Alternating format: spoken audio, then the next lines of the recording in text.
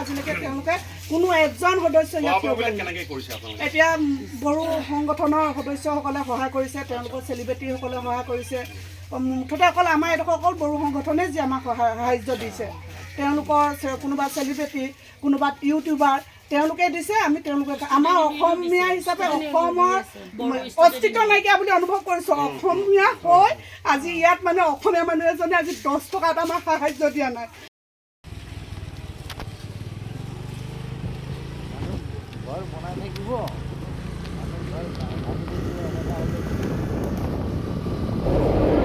खुलुमबाय रायजो राजा नोंथांमोनखौ। दिनै आं गुवाहाटी बरबरियाव फैदों।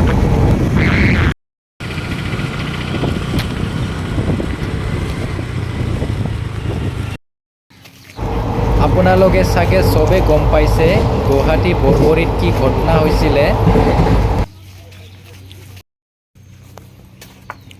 लामाया गाज्रि अखा हाब्लाथाय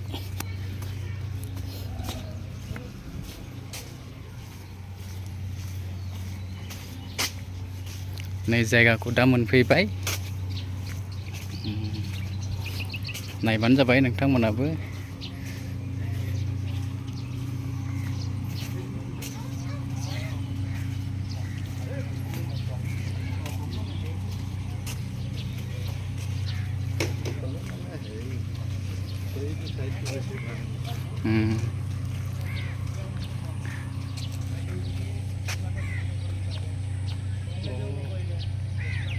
বেছি মানে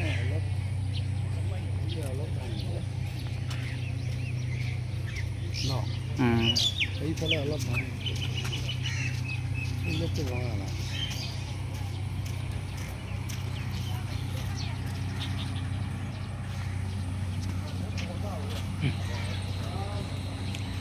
जोबोद गाज्रि अबस्थायाव दं, नुनानै मिन्थिना मोनबाय।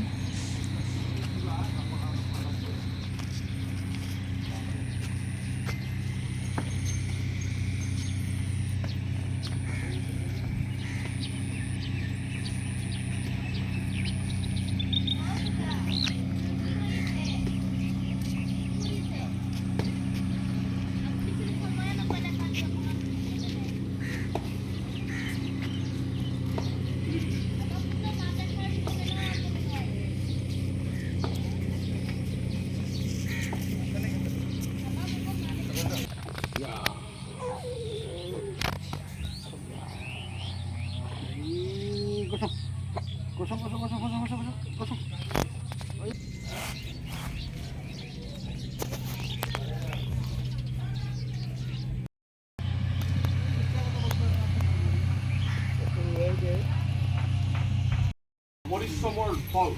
গতিকে আমাৰ সকলোৱে এটা কথা হ'ব লাগে, সকলো দল সংগঠন তেওঁলোকেও কৈছে, ৰাইজৰ দলেও কৈছে, অন্য দলেও কৈছে, আমি বাওঁপন্থী দলবিলাকৰ বহুদিনীয়া অৱস্থান যে আমি প্ৰথম উচ্ছেদ কৰাৰ আগতে বিকল্প দিওঁ। সকলোতে কওঁ আমি জাতি জনগোষ্ঠী নাচাওঁ, সকলোতে একেধৰণৰ কথাই কওঁ। কাৰণ তেওঁলোকে মুখত খিলঞ্জীয়াৰ কথা কয়, হিন্দুৰ কথা কয়, কিন্তু আক্ৰমণটো সদায় গৰীব মানুহৰ ওপৰতে কৰি আছে। সেইকাৰণে আপোনালোকৰ ওচৰলৈ আহিলোঁ। গোটেইখিনি কথা আমি গোটেইখিনি কথা জানো তেনেকুৱাও নহয়, কিন্তু এই কথা জানো যে এই মানুহ বহুদিনৰ পৰাই বহি আছে আৰু এইখন চৰকাৰ বিজেপি চৰকাৰ 6 বছৰ হ'ল। এই 6 বছৰৰ ভিতৰত তোমালোকে এইখিনি কাম কৰিব নোৱাৰিলা নেকি যে এইখিনি মানুহ সঁচাকৈ পাবলগীয়া মানুহ, বিৰাট ধনী মানুহৰ কথা বেলেগ, পাবলগীয়া মানুহ তেওঁলোকক মাটিটো দি লওঁ, তাৰপিছত আমি জাগাখিনি খালী কৰিম। 6 বছৰটো বহুত সময় আছে, এই কাম তেওঁলোকেতো কৰা নাই। এতিয়া যেতিয়া প্ৰতিক্ৰিয়া হৈছে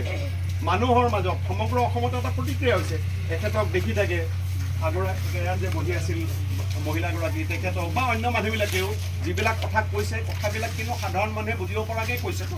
গতিকে প্ৰতিক্ৰিয়া হৈছে। গতিকে সেইকাৰণে আমি আমাৰ ফালৰ পৰা আহিছোঁ আৰু আপোনালোকৰ ফালৰ পৰা যিখিনি সহায় সহযোগ বিচাৰে আমি নিশ্চয় কৰিবলৈ, আমাৰ ফালৰ পৰা যিখিনি ক্ষমতা আছে আমি কৰিবলৈ সাজু আছোঁ। আৰু আমাৰ প্ৰাক্তন বিধায়ক মুনীন মহন্ত আছে, তেখেতৰ দীৰ্ঘদিনৰ অভিজ্ঞতা আছে, তেখেতো অলপমান ক'লে ভাল হয়। কালি মই আহি কথা পাতি দিছোঁ আৰু একেবাৰে হৃদয় বিদায়ক ঘটনা হৈছে। ইয়াত মানুহে এনেকুৱা মানুহ আছে যি 10 লোচা মাটি লৈ পেলাই ঘৰ এটা বনায়। 10 লোচা ঘৰ এটাত 2টা পৰিয়াল থাকে। এনেকুৱা মানুহো আছে। গতিকে এই মানুহবিলাকক নিৰ্মমভাৱে উচ্ছেদ চৰকাৰে কিয় কৰিলে সেই কথাটো আমি প্ৰশ্ন সুধিব লাগিব আৰু সেই প্ৰশ্নৰ মাজত তাৰ উত্তৰ উলিয়াব লাগিব। এতিয়া কথাটো হৈছে এই মাটিখিনিৰ ওপৰত চৰকাৰৰ চকু আৰু এই চৰকাৰে এতিয়া কেওফালে চব সম্পত্তি আমাৰ ৰাজ্যখনত বেচি পেলাই আমাৰ মাটিখিনিৰ ওপৰত তেওঁলোকৰ এতিয়া চকু। আৰু মই জানো বিশ্বস্ত সূত্ৰে বিশেষ চকু এইটো যে PWD চিফ ইঞ্জিনিয়াৰ অফিচ আমাৰ বৰবাৰীত চকত আহি আছে, ইয়াত বনাই আছে। আৰু সেই গোটেই অফিচটো যেতিয়া ইয়ালৈ আহিব এইটো এটা ভাল ব্যৱসায়িক কমপ্লেক্স হৈ যাব। গতিকে আমাৰ এই সৰু সৰু মানুহবিলাকক উচ্ছেদ কৰিছে, তেওঁলোকক পঠাই দি ইয়াৰ পৰা সেই মাটিত তেওঁলোকৰ কোনোবা সুহৃদ, তেওঁলোকৰ কোনোবা বন্ধু, ডাঙৰ ডাঙৰ পুঁজিপতিক এই মাটি সংস্থাপন দিব। এইটোৱে হৈছে এই বিজেপি চৰকাৰৰ কামৰ নমুনা। গতিকে এইখিনি সময়ত আমি ঐক্যবদ্ধভাৱে যুঁজ কৰিব লাগিব। আজি আমাৰ ভাল যে কৃষক মুক্তি সংগ্ৰাম সমিতিৰ নেতৃত্ব ইয়াত পাইছোঁ। আমি সকলোৱে একেলগে, কোনো নিজৰ স্বাৰ্থ নাই মোৰ। কালি ৰাতি বৰষুণ আহিছিল, কিন্তু কথাটো হৈছে কোনো স্বাৰ্থলৈ অহা নাই। কথা হৈছে যে এই নিষ্পেষিত নিৰ্যাতিত মানুহবিলাক, এইবিলাক মানুহক নিৰ্মমভাৱে উচ্ছেদ কৰিছে। তেওঁলোকক উচ্ছেদ কৰাৰ আগতে জিংগাৰ হোটেলখন নকৰিলে কিয়? তেওঁলোকৰ আগতে এই হিমত সিংগাৰ ঘৰটো নাভাঙিলে কিয়? তেতিয়া আমি নামাতিলোহেঁতেন কিজানি, তেতিয়া আমি ক'লোহেঁতেন হয়তো বাছি বাছি মানুহবিলাকক, পাব লগা মানুহবিলাকক দিয়ক, আমাৰ তেতিয়া অনুৰোধটো বেলেগ হ'লহেঁতেন। কিন্তু এতিয়া তোমালোকে অন্যায় কৰিছা, এই অন্যায়ৰ বিৰুদ্ধে মানুহে মাত মাতিব লাগিব। গতিকে আমি ঐক্যবদ্ধ হওক, আমাৰ মাজত যাতে কোনো বিভাজন কৰিবৰ কাৰণে চেষ্টা কৰিব। কেতিয়াবা ক'ব এই জনজাতীয় মানুহখিনিহে আচল আছে, জনজাতীয় মানুহখিনি থাকক আৰু বাহিৰৰবিলাক পাছত আমি চাম। এই ধৰণৰ বিভাজনটোক আমি প্ৰশ্ৰয় দিব নালাগে। আৰু আমাৰ কথা হৈছে আমি ক'ত যাম ইয়াৰ পৰা? আপোনালোকে যেনিবা পঠাই দিলে, আপোনালোকে হৈ আমাৰ জাগিৰোডৰ ওচৰত, মোৰ ঘৰৰ ওচৰত গৈ থাকিব পাৰিব নেকি? পাব নেকি? আপোনালোকেতো কাম কৰি জীয়াই থাকে। গতিকে এই মানুহবিলাকক য'তেই কৰ্মসংস্থাপন পাব পাৰে তেনেকুৱা জেগাতে ৰাখিব লাগিব। আৰু আপোনালোকে এইবিলাক বাছি বাছি, সেইকাৰণে ইয়াত 10 টুচা মাটিত দুঘৰ পৰিয়াল আছে, কাৰণ ওলাই গ'লে আপুনি কৰ্মসংস্থাপন এটা পাব। গতিকে এই বস্তুবিলাক সেই তেনেকুৱা উদ্দেশ্যতে গঠিত হয়। এই কথাটো চৰকাৰে কিয় নুবুজিলে? কিয় এই গৰীব মানুহবিলাকক সংস্থাপন কৰি পেলাই পাছত ডাঙৰ ডাঙৰবিলাক উচ্ছেদৰ কাৰণে নগ'ল কিয়? এতিয়া যি শুনাইছে, মুখ্যমন্ত্ৰীয়েও সেইদিনা কৈছে, তেওঁ কৈছে ঠিকেই যে ৰাইজৰ হস্তক্ষেপৰ পাছত মন্ত্ৰী গা লৰিছে, কথা সুৰ সলাইছে। এতিয়াতো কৈছে যে য'তে দখল কৰি আছে ত'তে মাটি পাব। এতিয়া আমি দখল কৰি আছো, আমাক মাটি দিয়ক ইয়াত, আৰু আমাক ইয়াত আৰু ভাঙাৰ কথা নক'ব, আৰু আমি মৰি যাম লাগিলে ইয়াৰ পৰা ভেটি আনি মাটি নিদিব। আৰু সেইটোৱে হৈছে মাটিৰ আন্দোলনৰ মূল কথা, যে জীৱন গ'লেও নিজৰ ভেটিটো আমি এৰি নাযাওঁ। এই কথাখিনি আপোনালোকৰ লগত আলোচনা হওক, আপোনালোকে সকলোকে বহক, আলোচনা কৰি কি ধৰণে অন্ততঃ প্ৰথমে এটা লিষ্ট লাগিব আপোনালোকৰ, কিমান মানুহ কিমানকৈ দখল কৰি আছে, কিমান বছৰ দখল কৰি আছে। এই লিষ্টটো যদি আমি তৈয়াৰ কৰি ল'ব পাৰোঁ, কৃষক মন্ত্ৰীকো দিয়ক, আমাৰ বামপন্থী মৰ্চাকো দিয়ক, যাতে আমি আমাৰ লেভেলত যোনে যেনেকৈ পাৰোঁ আপোনালোকক যাতে ইয়াৰ পৰা যাব লগা নহয়, আপোনালোকক যাতে পুনৰ ইয়াতে আমি লগ পাওঁহি, এই ব্যৱস্থাটোৰ সাব্যস্ত কৰিবৰ কাৰণে আমি যি কষ্ট কৰিব লাগে আপোনালোকৰ লগত, মোৰ পাৰ্টি CPI বা আমাৰ বামপন্থী মৰ্চা, আমি ঐক্যবদ্ধভাৱে আপোনালোকৰ লগত থাকিম। ৰাইজৰ ফালৰ পৰা অলপ ক'ব নেকি, কিমান মাটি এই অঞ্চলত মানে এই যে উচ্ছেদ কৰিলে, কিমান ঘৰ ক্ষতিগ্ৰস্ত হ'ল, আৰু এই মানুহখিনি এতিয়া কেনেকৈ আছে? অকণমান আপোনালোকৰ ফালৰ পৰা যদি কয়, কাৰণ তলৈকে পুৰা 150 ঘৰমান হ'ব। 150 মান মানুহ হ'ব। আচ্ছা, 150 এতিয়া মানুহখিনি ক'ত আছে? আমিতো ইয়াতে বৰ্তমান এতিয়ালৈকে আমি ইয়াতে তম্বু তৰিয়ে আছোঁ, দেখিছে আপোনালোকে আমি কেনেকৈ আছোঁ। বৰ্তমান ল'ৰা ছোৱালীবোৰ এতিয়া আজিৰ পৰা স্কুল পঠিয়াইছোঁ, কিমান দিনটো স্কুল পঠিওৱাই নাই, আৰু কিমান দিন থাকিম? আজিতো 1 সপ্তাহ হৈ গ'ল, এনেকৈতো আমি তম্বু তলতে আছোঁ। কোনো অহা নাই, কোনো না প্ৰশাসনৰ, না চাৰ্কুল, না GMC মানুহ, না অতুল বৰা ডাঙৰীয়াও এপাক অহা নাই, কোনো অহা নাই, কোনো অহা নাই, এইফালে কোনো অহা নাই। আমি খাইছোঁ কেনেকৈ হয় ভোট বিচাৰি আহিলে আঙুলিটা বাইদেউ আহিলে মানে আৰু অতুল ছাৰো আহিলে আমি আছোঁ বুলি কয় এতিয়া কিন্তু তেওঁ ক'লৈ গ'লে আমি আজিলৈকে চেহেৰাটো দেখি পোৱা নাই আজি পূৰা এসপ্তাহ হৈছে আমি কেনেকৈ আছোঁ কি কৰিছোঁ খাইছোঁ নে মৰিছোঁ নে জীয়াই আছোঁ কিন্তু আজিলৈকে তেওঁলোকে কোনো এজন সদস্য ইয়াত এতিয়া বড়ো সংগঠনৰ সদস্যসকলে সহায় কৰিছে তেওঁলোকৰ চেলিব্ৰিটিসকলে সহায় কৰিছে মুঠতে অকল আমাৰ এইডোখৰ অকল বড়ো সংগঠনেই যি আমাক সাহাৰ্য দিছে তেওঁলোকৰ কোনোবা চেলিব্ৰিটি কোনোবা ইউটিউবাৰ তেওঁলোকে দিছে আমি তেওঁলোকে আমাৰ অসমীয়া হিচাপে অসমৰ অস্তিত্ব নাইকিয়া বুলি অনুভৱ কৰিছোঁ অসমীয়া হৈ আজি ইয়াত মানে অসমীয়া মানুহ এজনে আজি 10 টকা এটা আমাক সাহাৰ্য দিয়া নাই আৰু কি ক'ম আৰু নিজকে মানে লজ্জাজনক হৈছে অসমীয়া বুলি ক'বলৈ নাই এতিয়া আপোনালোকৰ খোৱা বোৱাবিলাক ক'ত চলি আছে ইয়াতে ইয়াতে আছে ইয়াতে বনাইছোঁ চাব পাৰে আপোনালোকে ইয়াতে বনোৱা মেলা হৈছে আটাইবিলাকে একেলগে মিলি আৰু ৰাতি থকাটো ইয়াতে থাকোঁ নাপাঙৰ সৰবিলাক আছে দেই এইবিলাকত কোনোবা সোমাই থাকে এজন ইয়াতে বহি থকা হয় তেনেকৈ আৰু সদায়তো লোকৰ ঘৰত আমি এনেকৈ থাকিব নোৱাৰোঁ আজি পূৰা এসপ্তাহ হৈছে আৰু কিমান দিন লোকক আমনি দিম ভাড়াও মানে ল'বলৈ এতিয়া মানে ভাড়া ঘৰো নাইকিয়া হৈছে আৰু ভাড়া যিমানে দাবী কৰাইছে আমাৰ ভাড়া ঘৰ ল'বলৈও শক্তি নাইকিয়া হৈছে আমাৰ মানে 5,000 8,000 9,000 খামনা ভাড়াই দিম এতিয়া বহুত প্ৰব্লেমত পাইছে পাছত দিম ডিক্লাৰেশ্যনটো কৰি দিম আচ্ছা ৰাইজক আমি এটা কথা ক'ব বিচাৰিছোঁ আমাৰ দলবিলাক খুব পইচা পাতি নথকা দল দেই আমি ৰাইজৰ পইচা আমি নিজে ধৰি লওক CPM-এ 7 তাৰিখে মানুহৰ পৰা কালেকশ্যন কৰি পেলাই পইচা তুলিছোঁ গতিকে আমাৰ পইচা পাতি থকা সংগঠন নহয় কিন্তু আমাৰ ফালৰ পৰা আমি টকাটোকে আলোচনা কৰিলোঁ যে আমি এই গোটেইকেইটা দল মিলি পেলাই 11,000 টকা আপোনালোকক আজি আমি অন্তত সামান্য সহায়ৰ কাৰণে আমি দিম বুলি ভাবিছোঁ বাওঁপন্থী দলবিলাকৰ ফালৰ পৰা আৰু কথা হ'ল যে চৰকাৰৰ দায়িত্ব পালন কৰক নহয় জানো সংগঠনবিলাকে যি পাৰে সেইটো কৰিছে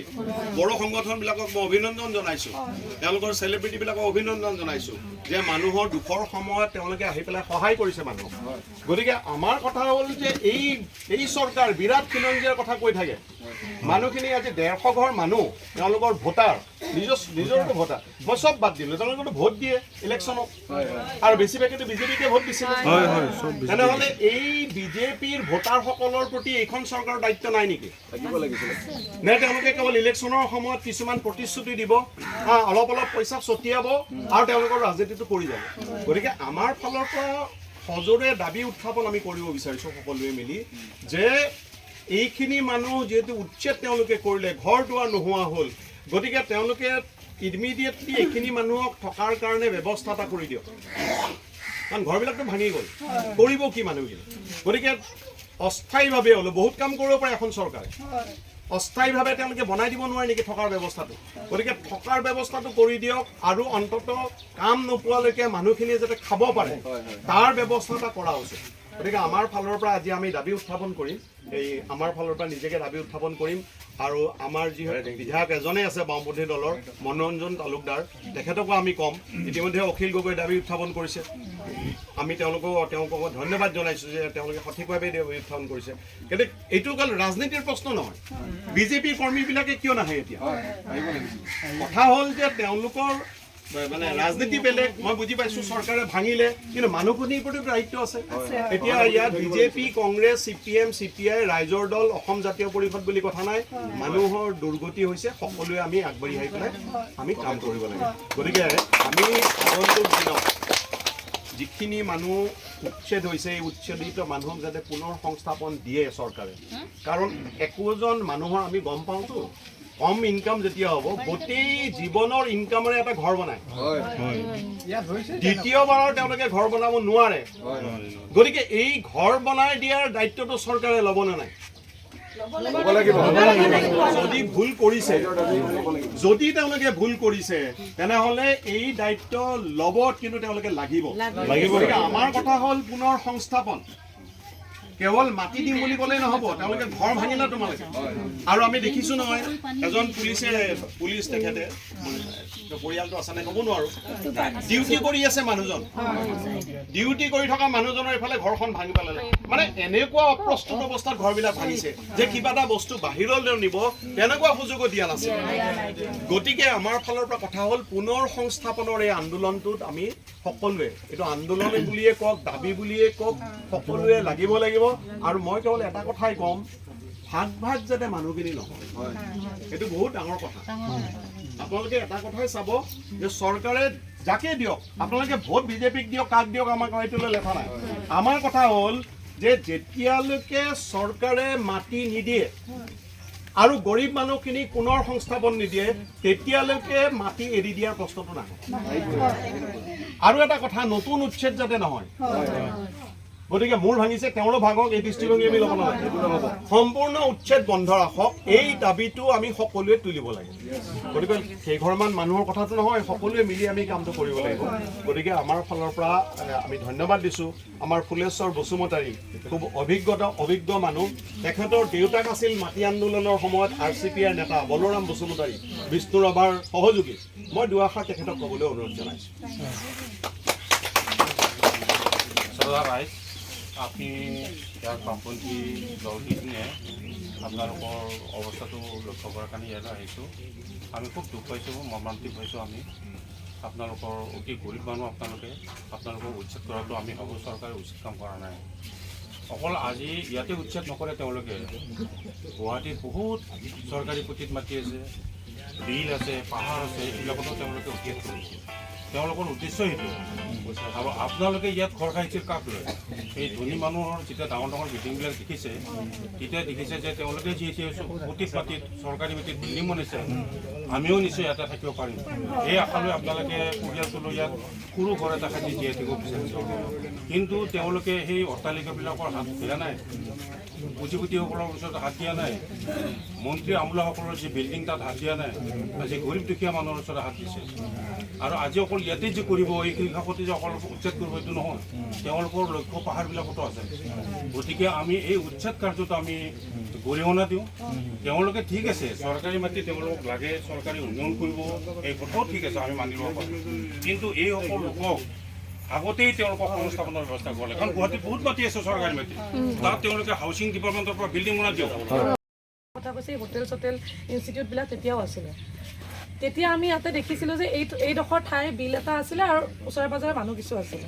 তাৰ পিছৰ পৰা লাহে লাহে সমস্যাবিলাক উদ্ভাৱন হ'ল কাৰণ ইফালৰ পৰা ৰাস্তা এটা কৰিব বুলি তেওঁলোকে আগতে প্ৰজেক্ট এটা বনাইছিলে সেই প্ৰজেক্টটো কিন্তু তেতিয়া তেওঁলোকে প্ৰথমতে মানুহে এটা দখল কৰা বুলি ওলালে ঠিকে কিন্তু সেই ৰাস্তাটোৰ প্ৰজেক্টটো তেতিয়াৰ পৰাই আৰম্ভ হৈছে তেতিয়া প্ৰায় এইটো 2010 মানৰ কথা 2010, 9-10 এনেকুৱা কথা আৰু তাৰ পিছৰ পৰাই আন্দোলনবিলাক আৰম্ভ হৈছিলে তাৰ পিছৰ পৰাই বিভিন্ন কথা বতৰা চলিলে তাৰ আগতে এবাৰ আৰু এই হেৰিটো চলিছিলে যে উচ্ছেদ কৰিব তাৰ আগতে আপোনাৰ উচ্ছেদ হ'ল আপোনালোকে জানে এই পাঞ্জাবাৰী আমচাঙৰ সেইডোখৰ ঠাই তাতে আমি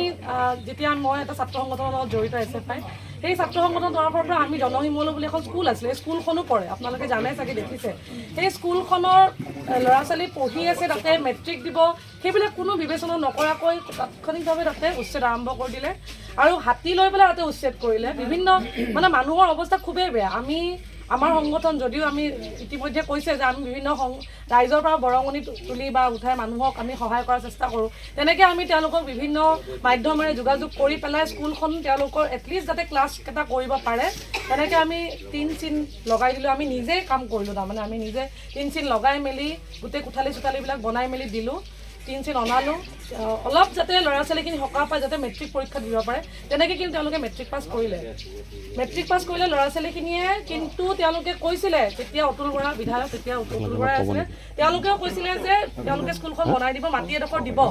সেইটো লৈ পেলাই আমি বহুত ঘূৰা ঘূৰি কৰিলোঁ বহুত গ'লোঁ কিন্তু আজিলৈকে কিন্তু এই কামটো হৈ উঠিল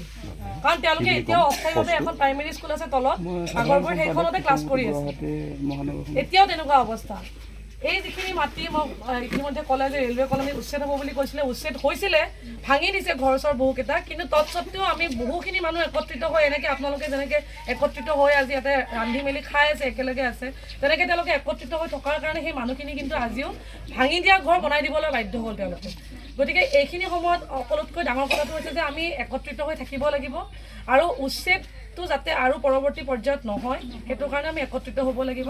আৰু আমি এটাই দাবী কৰিব লাগিব যে আগতে প্ৰথমতে আমাক সংস্থাপন দিয়াৰ ব্যৱস্থা কৰক এটলিষ্ট আমাক মিনিমাম এই মানুহ হিচাপে জীয়াই থকাৰ কাৰণে এইখিনি সময়ত আমাৰ প্ৰাইমেৰী ৰিলিফখিনি প্ৰাথমিক আমাক ৰিলিফখিনি দিয়াৰ ব্যৱস্থা কৰক চৰকাৰৰ এইটো প্ৰাথমিক দায়িত্ব গতিকে কাৰণ তেওঁলোকে ইতিমধ্যে আগতে বহুখিনি প্ৰতিশ্ৰুতি দি থৈছে সেইবিলাক আমি সকলোৱে জানো এইবিলাক আৰু কথা কৈও লাভ নাই এতিয়া কিন্তু আমি এই কথাটো তেওঁলোকক মনত পেলাই দিব লাগিব যে এটলিষ্ট আপোনালোকে মানুহ হিচাপে জীয়াই থকাৰ কাৰণে প্ৰাথমিক আমাৰ যিখিনি আমাৰ দৰকাৰী বস্তু সেইখিনি আমাক দিয়াৰ ব্যৱস্থা কৰক আৰু আমি একত্ৰিত হৈ থাকোঁ নিশ্চিতভাৱে আমি এই যুঁজখন আমি জয় কৰিম বা কৰিব লাগিব এই মনোবলটো আমি ৰাখিব লাগিব যুঁজ এই যুদ্ধখন আমি জয় হ'ব লাগিব তাৰ কাৰণে আমি সকলো একত্ৰিত হৈ থাকিব লাগিব এইখিনি আপোনালোকলৈ অনুৰোধ আৰু আমাৰ ফালৰ পৰা আমাৰ যি সহযোগিতা পাৰ্টীৰ ফালৰ পৰা আমি সহযোগিতাখিনি আমি ৰাখিম ধন্যবাদ তাৰ লগতে আৰু এটা কথা জনাই থওঁ আমি কিন্তু এই জাগিৰোডৰ পাহাৰৰ ওপৰত তেঘেৰিয়াত আমি ইয়াৰ পুনৰ সংস্থাপন আমাক দিলে নহ'ব পাহাৰৰ ওপৰত আমি কেতিয়াও থাকিব নোৱাৰোঁ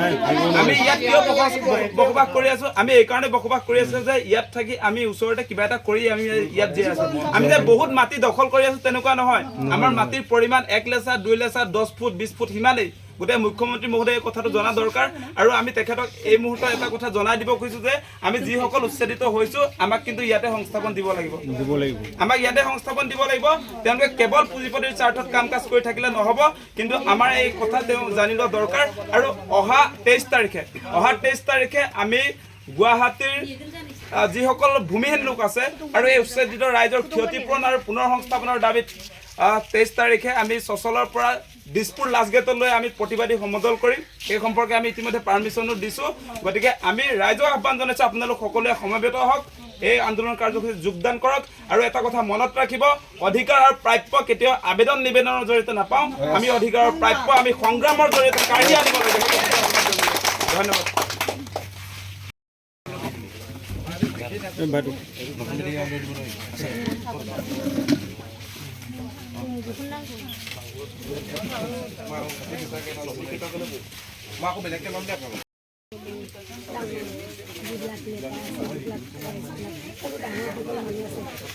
যাতে আমাৰ ইয়াতে